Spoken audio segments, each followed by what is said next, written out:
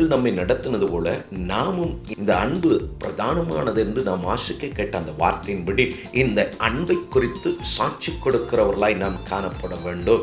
ஏனெனில் இந்த 13ஆம் அதிகாரத்தில் அரிசையாய் வரங்கள் நம்மிடத்தில் செயல்படுகிற தெய்வனுடைய கனிகள், நம்முடைய தியாகங்கள், நம்முடைய சமர்ப்பணம், நம்முடைய அர்ப்பணம், இவைகளை குறித்தெல்லாம் பவுல் எழுதிவிட்டு சொல்லுகிறார், இவையெல்லாம் ஒன்றுமில்லை, இதெல்லாம் ஒளிந்து போகும்.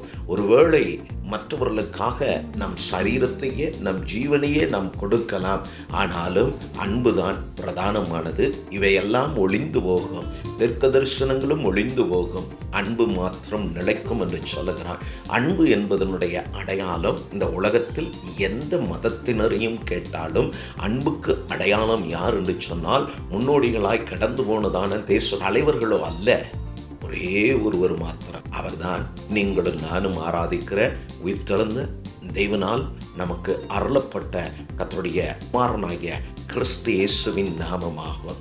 அன்பின் அடையாளம் இயேசு என்று உலகத்தின் அத்தனை கோடி மக்களும் அறிந்த உண்மை.